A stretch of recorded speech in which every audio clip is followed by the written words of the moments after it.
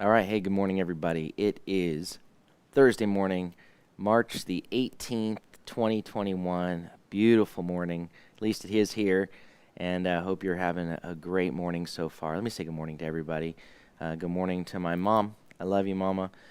Good morning to you. Good morning to Kelly Kenfield. Hope you're doing well. And to Kelly and Melody Wood, good morning to you guys.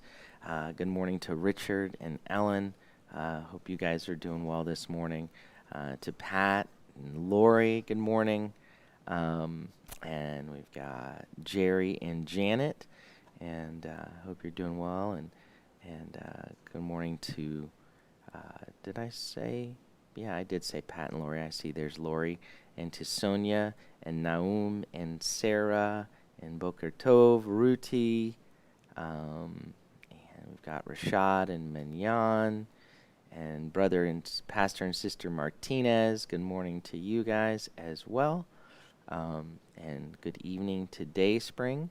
And to Rachel and John and Wendy and Emma and Sutton and Ron and Amy. And good morning to Elizabeth and Salome and Philip and Jesse. And let's see here. Let me glance over here. And good morning to the Eddies, to Lauren and Levi and Valor and Haven and Everett. And good morning to Dee and Kathleen. All right. And I'll say good evening in advance to Barbara Callahan. She continues to serve. And just give you a quick update. So far, we're doing well. Riv is last night. Now I don't know how she slept yet, but last night she seemed to be improving. She seemed better than she has been. So hopefully, prayerfully, things are moving in the right direction, and just continue to pray. There's just been so many times where it feels like it's the case, and then there gets to be a turn. So we're not wanting to lay down our vigilance. We want to be real careful and again, continuing. I have a thing that I can put on her finger to check her oxygen, and her oxygen's solid in the high 90s. So that's really key. So thank you for praying for her. Continue to pray for Cynthia, who last night she was in the evening. She went in for I guess they're removing her gallbladder while she's there in the hospital, and they're dealing with all of that. So continue to pray for her. And so I haven't got an update. That's a usually pretty standard surgery. So trusting that everything has gone well there. All right. Well, let me see here. What did I? Oh, that's not what I wanted to do. Hang on just 1 second. Okay. Huh. Is my Is our Facebook video? Why is it showing it ended? I'm gonna Okay. All right. Oh, there I am. Yeah. Okay. I just wanted to make sure that everything was good. All right. So we're in 2 Peter, chapter 2, and the thing when we're dealing here in 2 Peter again is there's language that's being used that we're not generally accustomed to hearing. There's a tone. There's a harshness that's being used in 2 Peter chapter 2. And the thing that is always important for us to note here is where that harshness is directed. Right? When there are those in the body, those in our midst, among us, who are purporting that they are speaking as from the Lord, but they're doing so in a way that is deceptive, that is wrong, that is off, that is misleading people, then there is an urgency in which things are expressed. There can be a harshness that is expressed, again, not necessarily aimed at the wickedness of the world which is out there. Our purpose, our call as the body of believers is to be transformed and to be transformative, right? We're supposed to be different. The world's going to act like the world. Sinners are going to act like sinners. The issue is when in our midst we're displaying something that is bearing false witness to his name, that is defaming his name, and in that way it hinders the progress of what we're called to do. And when you see that begin to happen, when, again, I can't reiterate this enough, is that when you see Yeshua, the places in which he is harsh, in which he sounds what we would call judgmental, is aimed at those who have been entrusted, to the religious, to those who have been entrusted with the truth. Those who've been entrusted with the word and are twisting the word or misusing the word or using it in a selfish, self-centered way. So when Yeshua in Matthew 23 addresses the Pharisees, addresses the spiritual leadership, those who have influence over the people, and he's saying, boy, you do so much to convert people, and then you make them into twice as much a son of hell as you are. Yeshua says this to them.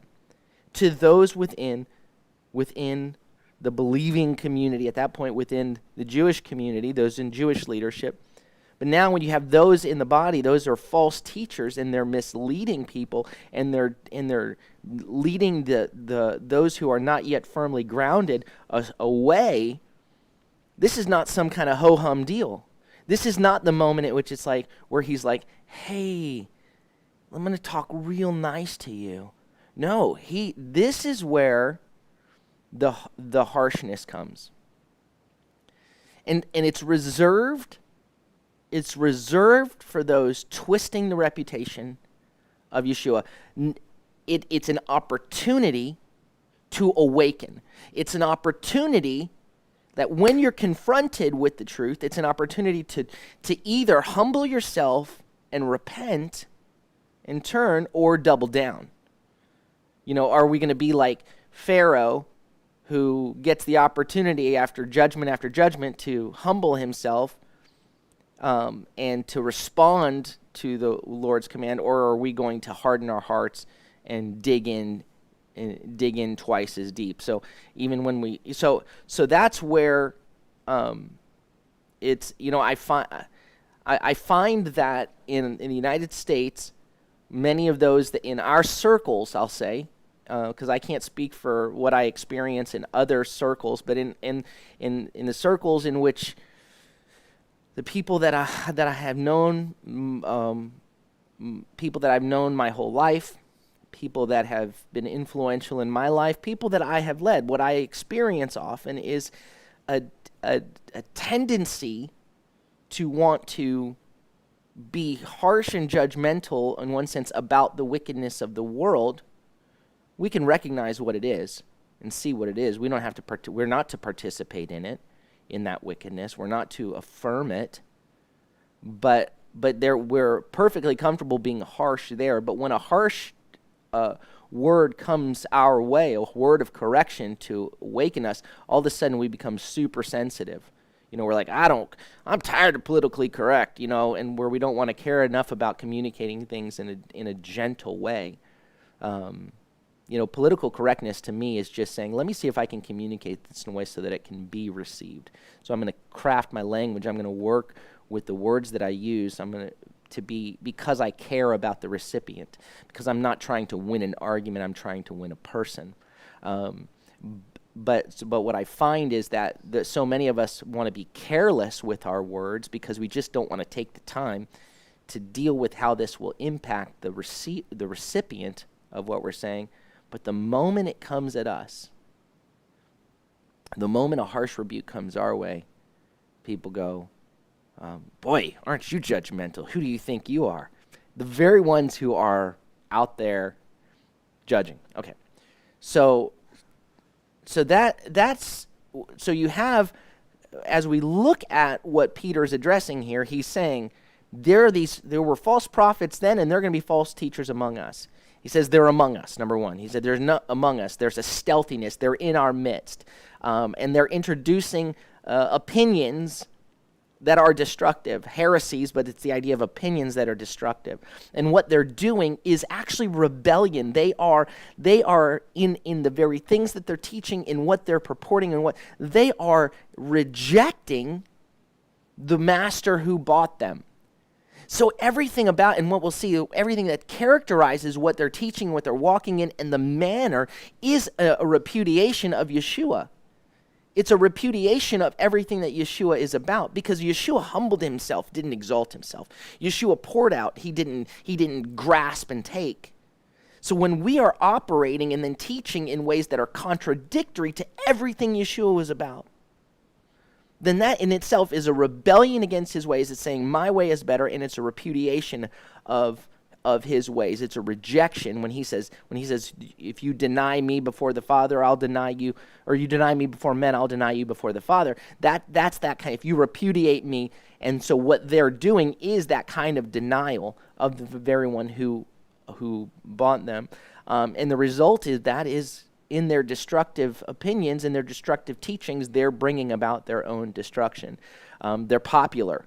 Right, it says they're leading many away, and many are following away after them. And so instead of the word for follow is the word for to be discipled, but they're being unfollowed. Yeshua is being unfollowed, and they're being followed. They're leading people away, and there's a lot of them. I mean, they're popular. There are many being led away. The impact of their teaching is blasphemy, right? It's a blasphemy against the truth of the way, or the way of truth. It's a blasphemy, which means literally speaking damage, or speaking so as to mislead. That's what blasphemy is. It's a speaking of damage, or speaking as to mislead against the way of truth. They're motivated, we saw, by their greed. And what they're selling you, what they're trading you, how they're important, their pretense, their logos, their words, their logos are plastic, basically. They're fabricated, they're formed. They're not real. It's all, what they're selling you isn't the real deal. It's not living, it's plastic, it's formed, it's fabricated. So we come to find later that they're saying Yeshua is not returning. There won't be any judgment, there won't be any accountability. So as far as they're concerned, the idea of Yeshua's return are just clever myths that are coming from Peter and the apostles. And if Yeshua isn't returning, if there's no consequences, no accountability, they're saying, where is his coming? Where is his judgment? And so what can happen is when consequences are slow in coming, when people sin against the Lord and they seem to get away with it, they can misinterpret what's happening. They think either, like they sin, and they know at first, wait, I don't think this is what the Lord wants, and there's no consequence. So they think either the Lord isn't paying attention, or they think, well, maybe this isn't really sin, maybe this is okay. Or they come to the conclusion, maybe there is no God, and as they continue to walk in sin, they go, you know what, this isn't real. I'm not facing any consequences. So they become bolder, they become brasher, thinking that they're not going to fall, and they misunderstand the Lord's patient with them. I'll give you an example kind of on a much smaller scale and a less consequential scale. If I would tell my kids, okay, you can play video games for an hour, but after that you need to finish your schoolwork or you need to clean your room or whatever. And they begin, and they're playing, and an hour goes by. And I don't come in and say, okay, time to stop. I've already told them when they need to stop. I don't come in and say, time to stop. And they just keep playing. And because they're waiting for me to come they're waiting for me to come tell them. And then they'll continue playing, and now it's been an hour and a half, and now they know. Oh, it's over an hour. And they're like, how long can I get away with? 2 hours. Now they know. And when I finally come in and say, what in the world? An hour and a half ago, I told you were supposed to be done and cleaning your room. Well, you never came in and said anything. I told you in advance. I entrusted you with what you were supposed to do. And the longer I waited, the more you thought, oh, I guess this isn't a big deal. I guess Dad's okay with it. He's not saying anything, so I guess he's okay with it. We assumed you were fine with it. No, I had already told you in advance it wasn't fine. Or maybe Dad's not coming at all. Maybe he's not coming back to check on us, and I'll just keep doing what I want to do. And that's sort of what ends up, you see throughout, where God is actually slow in he's patient, not wanting any to perish. He's giving us an opportunity to actually respond to what he has said without having to come in constantly and say, and bring consequence after consequence. He's giving us an opportunity to turn to him. So these false teachers are suggesting that no judgment is coming. It seems to be delayed, but it's not been delayed. It's not slumbering. It's not getting caught in a blink, where it's, so they're like, where's the promise of this coming? So Peter gave 3 examples because they said, where's the promise of this coming? Everything goes on just as it did from the beginning. He gives 3 examples of what's been going on from the beginning. If the angels who sinned weren't spared, if the ancient world wasn't spared from cataclysm, from the flood, only a few were, 8 in all. If they weren't, if Sodom and Gomorrah wasn't, they weren't spared except for Lot and a handful, then you can see that there is an eventuality to judgment. That's what's been going on from the beginning. So the Lord knows. He knows how to rescue the godly from testing, and he knows how to keep the unrighteous for punishment in the day of judgment. So those are the 2 things that he says. And so now he goes into greater detail in verse 10 about the false teachers. Verse 10, it says, and especially he knows how to hold the ones for judgment. He says, and especially the ones going after the flesh in a craving for defilement and with a mind or with an attitude that's against the Lord's authority. In the TLV, it says, especially those who follow after the flesh in its unclean desires and who despise the Lord's authority. So that's where we kind of ended yesterday. And so now he's going to give he's giving these reasons for the judgment that he spoke of. And so in addition to the greed, right? Greed was mentioned in verse 3. Now he mentions basically the sexual sin or the going after the flesh in a craving as they're hungering for the uncleanness, for the defilement. And third, this rebellious arrogance that they have, this rejection of the Lord's authority and of their own lifting of themselves. Those are the 3 things: their greed, their sensuality, or their giving into their cravings, and then the rebellious arrogance. And so those 3 things he's going to address sort of in reverse order. He mentioned greed and then sexuality, sexual sin and rebellious arrogance. And so now he's going to deal with rebellious arrogance, the sexual sin, and the greed. So he says, brazen and arrogant. These people do not tremble while slandering glorious beings, while blaspheming. It uses again that word, while speaking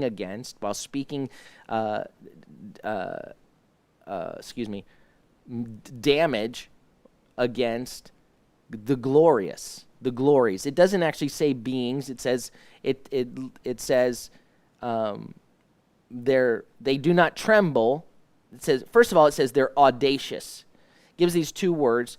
They're audacious and arrogant. The first word, audacious, is or it can mean like adventurous or risky, but not in a positive way, right? It's like a foolish riskiness. It's a stupid riskiness, and it's rooted. So these 2 things are connected. They're risky because they're arrogant.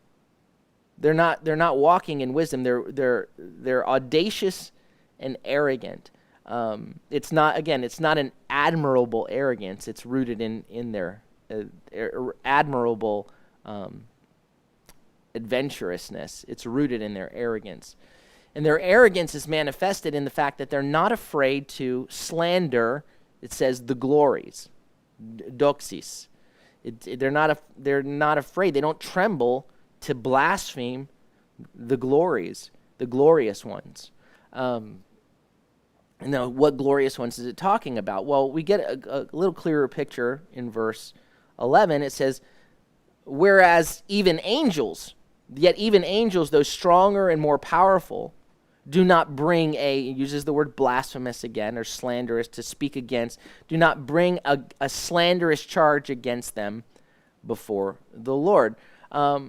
So what you're dealing with, what glories are they slandering?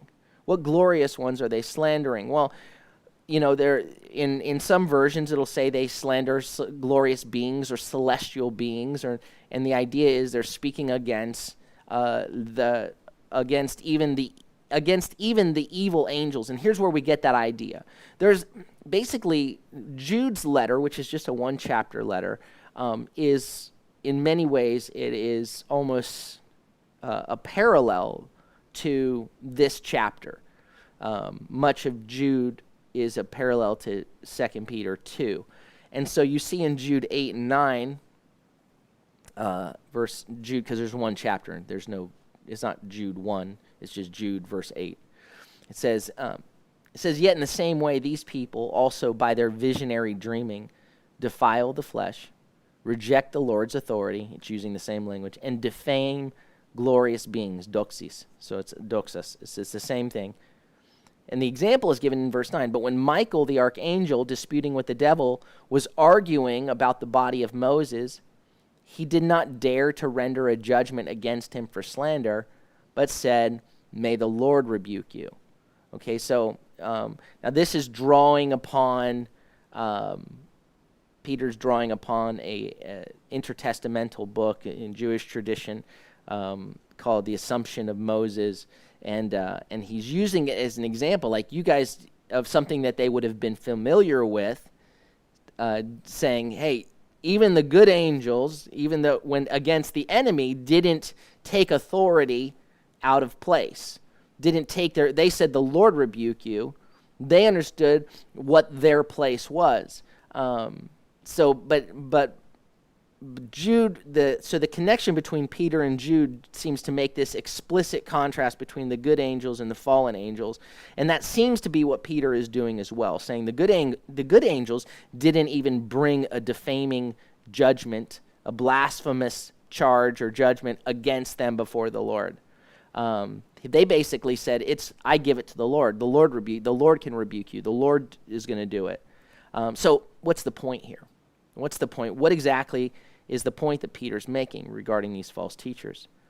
Well, what's being expressed is an arrogance that is audacious or risky, to say the least. That they are mouthing things, they are uttering things concerning glorious things, concerning that which they don't understand, concerning, they're taking authority that is not theirs to take. In a way, and they're doing it in a way that, in contrast, it says even angels who in their very existence, the language here, angels strong and powerful, existing in greatness, it uses the word ontas, like you're ontological, like in their very being, they are great. They are strong and mighty. Even angels whose existence is great and mighty, and powerful, they don't dare to speak with such presumption.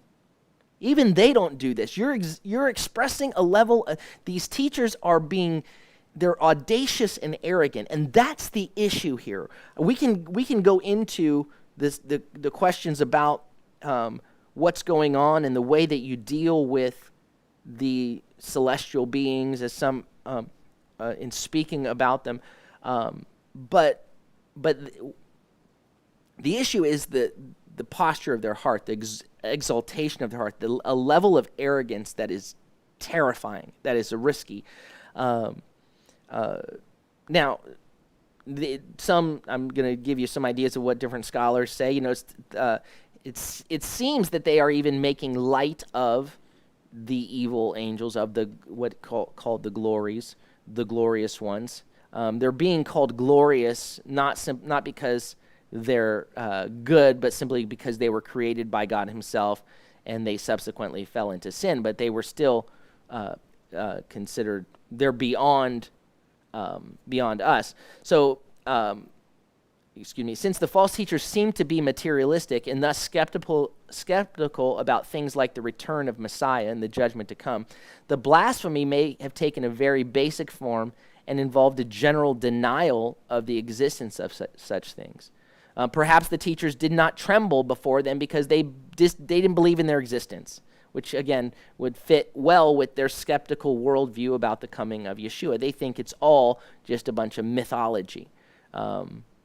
They may have ridiculed any idea that we should be concerned about spiritual beings.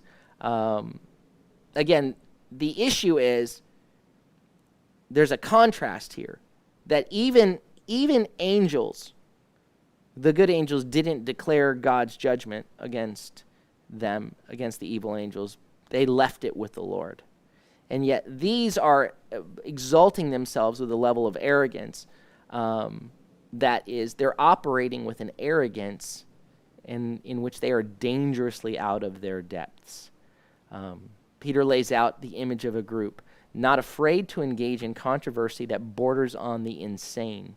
Like, even angels aren't going to do what you're doing, what these guys are doing. They're not afraid to blaspheme.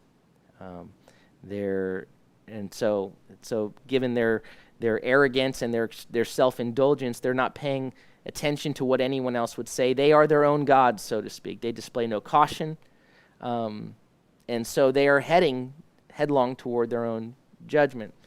Verse 12 says, "But these people are like irrational animals." And the language used here is aloga, without word, and the word zoa, like zoology, like zoo, like creatures, living things, without rationality, without word, without understanding. And then it says creatures of instinct, born to be captured and killed. So the creatures of instinct, when we remember in chapter 1, in verse 4, chapter 1, verse 4, Peter said that we have everything that we need, and we're to be have been born, begotten as partakers of the divine nature. That word nature is the word physika, or physica, like physical, like your instinct. It's your physicality, but your instinct, your nature. We are partakers in fellowship with God's nature, with his nature. We are partaking of that. These guys, they have been begotten, it says here, they have been begotten of the nature like animals, operating in like animals. These things without reason, have been born of a nature to be captured and destroyed. So he's comparing them to animals. In the things of which they have no understanding, they blaspheme. In their own corruption, or in their own destruction, they'll also be destroyed. So he talks about how animals, he makes the comparison to animals, because animals behave like animals. They operate just according to what they are hungry for in the moment, according to instinct. They're not reasoning, they're not thinking, animals are operating according to instinct. And what these folks are doing is pursuing the cravings of their flesh. They're pursuing their instincts and disregarding, and it's rooted in an arrogance. And you have this, when you see it in Greek, you have this one word that's used over and over again, 3 times in this verse. That's the word for destruction. Excuse me, I feel like I'm about to sneeze. A word for destruction, and it's phthoron. Phthoron. That's always a fun. It's got a theta and a theta right back to back.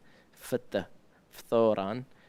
So it says like animals that are hunted and phthoron and destroyed. Basically, in their own phthoron, their destruction, or it can be their corruption, they are being destroyed, or they will be destroyed. If they continue in this destruction, they're going to be destroyed. And again, there's a lot of parallel between, if you look at the Jude's letter, between this chapter and Jude. Verse 13, we keep rolling here. They will be paid back for what they have done, evil for evil. Which it's actually, in Greek, it's just 3 words. It says, basically, adikumenoi, which is for unrighteousness or injustice, will be their wages. With unrighteous or unjust wages, they will get for adikias, for injustice. So the idea would be unrighteousness, they'll be paid for their unrighteousness. Like they're going to get back so you will reap what you sow. This is what they've pursued. This is what and we'll see by the time we get to the end, that the one they are following after loved unrighteousness, and they love unrighteousness. So it says they will be paid back for what they've done, evil for evil. They count it carousing in broad daylight a pleasure. They are blots and blemishes, reveling in their deceitful pleasures, reveling in their deceitful pleasures while feasting together with you. And the way when I look through it, the translation, when I'm kind of going in order in like a literal way, it would say this. It'd say, unrighteousness, they will be paid for unrighteousness. Pleasure, they count, like in the word for pleasure there is like hedonin, which is like hedonism. Pleasure, they count it, that which in the daytime is an indulgence. And the word for indulgence comes to do with, it's kind of a pejorative way of looking at freedom, like where they're just having freedom without any restraint. An indulgence that stains and disgraces. So I don't see as much as they are being called blots and blemishes, but that they are engaging in an indulgence that blots and blemishes, that stains and disgraces. Indulging in that which is of their own deceptions while feasting with you. So what you've got here is at the same time, again, they're in your midst, feasting with you while walking in sensuality, while just walking in their own deceptions, all at the same time being in your midst. In broad daylight, they're doing these things. Verse 14, they have eyes full of adultery that never stop sinning, enticing unstable souls. They have hearts trained in greed, a cursed brood. So, first of all, it says they have eyes that are abounding in adultery. Everywhere they look, they are just after the cravings of their flesh. And again, it is a sexual adultery, but it's more than that, because it is an unfaithfulness to God. So what you've got, when you're dealing with pleasure and sensuality and even that pursuing the cravings of your flesh, those cravings include sexuality, but they're not limited to that. There is a hungering after whatever, after power, after money, after greed, after pleasure. It's just a pursuit of, it's me firstness. It's self to the highest degree.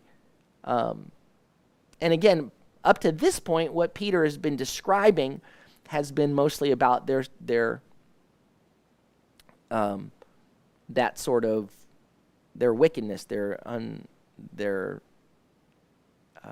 sensuality, their cravings after the flesh, their moral failings, you could say. But now he talks about the issue. The primary issue is their influence on others. They're seducing what he calls unstable souls, and they're unstable in that they're not strong, they're not yet grounded, they're not yet rooted. It's the word is asterikutus. We saw the A at the beginning is sort of an anti, they're not strong, they're not stable. In chapter 1, verse 12, he had said, I intend to keep reminding you of these things, even though you know them and you are well grounded. And that's the word in the positive, esterigmenus. You are well grounded. Well, they are enticing those who are not well grounded, those who are not deeply rooted. So that's where the danger is. They are leading many astray. And then it says they have a heart that trains in greed. And the word for trains is the word we have for gymnasium. And the word for gymnasium starts with the word for naked. Okay, so because gymnasiums, apparently they trained naked back in those days. So there's sort of naked in their hearts are in one sense, there's naked greed, just unrestrained greed, uncovered greed. But it's also their training in greed. Their hearts are absolutely like in peak physical condition when it comes to greed. So they have a heart that trains or nakedly trains in greed. And again, greed is a broad term. It doesn't necessarily mean only monetary greed, but it includes that. But it can just be greed for whatever you want. It's an insatiability. And then it says they're children of the curse. And again, when you look at Jude, because there are so many close parallels, I'm going to kind of zoom through. I'm not going to read Jude, but you can see where in Jude it says they've gone the way of Cain. So when you talk about children of a curse, it says an accursed brood, which is a weird way it says cursed. It says children of a curse. The word is tekna, which is children, not brood. Anyway, so verse 15. They have abandoned the straight way. They have gone astray. They have followed the way of Balaam, son of Beor, who loved the wages of wickedness or of unrighteousness. So you'll remember just a couple verses earlier, he talked about they will be given the wages of unrighteousness for unrighteousness. It says, man, Balaam loved the payout of unrighteousness at first. He loved the wages of wickedness. And so there's reference here, obviously, to Balaam, which we read about Balaam in Numbers 22 to 24. It says here that they've, and in that story, king of Balak he had heard about what the Israelites had been conquering others, and he sees they're coming his way. And so he goes and he sends to hire Balaam. Balaam we know he's a prophet who speaks to the Lord. He hears from the Lord. And it uses the name of the Lord. It uses the Hebrew name, Yod-He-Vav-He, uses the name of the Lord. And they go and they want to hire Balaam to curse the children of Israel. And Balaam goes, I can't do it, but he wants to. He desires to. There's a price. And what you see in that is his desire. He wants the wages of wickedness, the wages of unrighteousness. And so, anyway, after he consults God about what he should do, he's still inclined to go his own way. And so the Lord said, do what you're going to do. But meanwhile, there's an angel that's ready to kill him along the way. And so the angel of the Lord was there to block his path. It's interesting here that in Greek, because it says Balaam, son of Beor, but in Greek it uses the word bosor. It says Balaam, son of Bosor, which it's actually a play on words because the Hebrew word for basar is flesh. So it's more like Peter is making a play on words, Balaam, and he's saying he's a son of the flesh. In using a Hebrew parallelism there, but he's saying he's a son of the flesh, kind of naming him after what the character that he walks in. And it says here he loved the wages of unrighteousness. He loved the wages of this path. And so let me back up. It says they have forsaken the straight way. They have been led astray, these false teachers, and they have followed out. And remember, the akolutheo is to follow. And this is ex akolutheo. And they have been undiscipled. They have walked away. They have followed away after the way of Balaam. So they're not going the way of Yeshua. They're not going the way of the Lord. They've followed away the way of Balaam that feeds the flesh, that gives them what they desire. And so in verse 16, Balaam, but he received a rebuke for his own wrongdoing. A dumb donkey, a donkey without words, it says, with a man's voice spoke and put a stop to the prophet's madness or his insanity.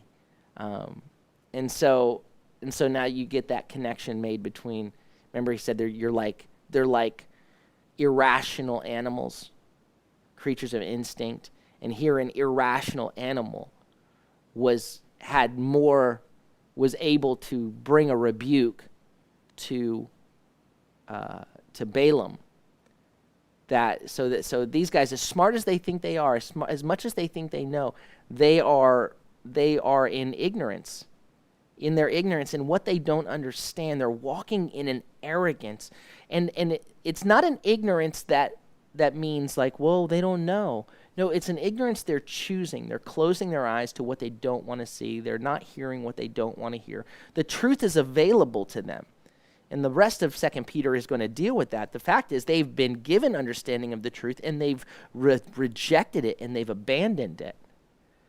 And so, as I close this up, what you see here is these false prophets are characterized. These false teachers. What is the character they're displaying? Arrogance. Running after their cravings and greed. All things which are in direct contradiction to the character of Yeshua, who was not arrogant, the one who was above all humbled himself. He's the one, it's to him, to his way that we were called. But these guys are leading in a different way. Yeshua said, if anyone would come after me, he must deny himself, take up his cross and follow me. And these are following away after a not denial of self, after a feeding of their flesh. And again, it's not simply sexual feeding. It's whatever they want, making justification for it, and leading many astray. And then they're characterized by their greed, by wanting more and more. Their heart is trained in greed. This is in your midst, he said. In the midst, all the while they're feasting with you. All the while they're in your midst, among you, giving opinions, all of this stuff that are leading the weak away, and they're destructive. And that's going to bring about their own destruction. And in many ways, even when he points to Balaam, he shows that Balaam had an opportunity to turn from his way of destruction. He received a rebuke, and this is a rebuke to those false teachers. And this is an awakening to God's people, not to follow after this way. This is destructive and is leading to destruction, and don't follow them. And the heart of it, as harsh as it is a rebuke that if you respond to rebuke, if you respond with a heart of humility, there's healing, there's wholeness. When you respond with arrogance to the rebuke, when you double down, you're just setting yourself up for the destruction that apparently you're running after. And that's, I think, the devastating, terrifying thing, not to belabor the point that we see in the American church today, is what's been blended into the gospel is a gospel of wealth, a gospel of you can have what you want. I mean, you have a couple of different extremes. You know, you have some in the church who are basically giving license to all kinds of sexual immorality and saying it's fine and God's good with it, and he's not. And then there are some that don't seem to have, well, at first glance, it doesn't seem like they have any problem with it. But it's all connected. What do we see year after year, decade after decade? Are those who get arrogant and exalted, and they're filling their coffers, and there's a greed that there is somewhere hidden away, almost always, sexual immorality. It happened that as they feed their pleasures and they justify it, and they're getting everything they want, and they begin to have to feed themselves as their egos are fed, they think they can have all of this and that they're still good with God. And since they almost seem to be blessed by it, either God doesn't exist, or he's good with them, or they exalt themselves. It's a terrifying, destructive path. And that's where we are not to go after them, not to run after them, not to listen to them, but to pray for them, to pray that they will be silenced and that they will be repentant. and so that they wouldn't lead others astray. But we as God's people can't be characterized by this stuff, by arrogance, by running after our cravings, and by greed. We're supposed to be characterized by what characterizes Yeshua, and to be increasing in these things. Remember in chapter 1, if these are yours, faith and virtue and pursuit of knowing the Lord and self-control, perseverance, fear of the Lord, love for one another, if these are yours and increasing, then you won't be unfruitful. Then you're not lazy in your faith. The one who isn't growing in these things has forgotten. He's oblivious. And he's closed his eyes. He's blind because he's closed his eyes, and he's become oblivious to the one who cleansed him from his sins. And what we'll see tomorrow is that it's worse for him than when he first began, because he knows the truth and he's rejected it. And that's a terrifying thing. All right, well, let me say good morning to anybody that I missed in the beginning. Good morning to Jim and Sarah and Nicole. Hey, you guys. Good morning to Sonia and Margarita. Love you all and hope you're doing well. And good morning to Elizabeth and Jesse and Salome and Philip. And good morning to Pilar. Hope you're doing well this morning. And Carol. Hey, Carol, how you doing? Good morning. Hope you're doing well as well. And I'm zooming now. All right. Let me take a look here. I think that's everybody. All right. So our heart needs to be one that is rooted in the truth. That we, and even with all of these, that we give them to the Lord. With these, we speak the truth. We speak it with clarity. Our heart's desire is to protect the sheep, to protect the flock, to protect those who are not yet grounded or not those who are rooted. You know, a lot of people, they just want to obey the Lord. And so when people come with a microphone and spiritual authority and spiritual leadership and they say, this is what the Bible says, and they're twisting what the Bible says, and people who have a heart to say, I want to do what God wants. If that's what God wants, then I'm going to do that. And little by little, they get corrupted and head toward destruction, and they're led away. God, that's not okay. And so our prayer and the concern is for the vulnerable, is for those who, that the way of the truth is being misrepresented, is being blasphemed, and it's not okay, and it's not okay to the Lord. All right. I've said that enough, haven't I? All right. May the Lord bless you and keep you. May the Lord make his face to shine upon you and be gracious unto you. May the Lord lift up his countenance upon you and give you peace. Shalom, shalom. Have a beautiful day.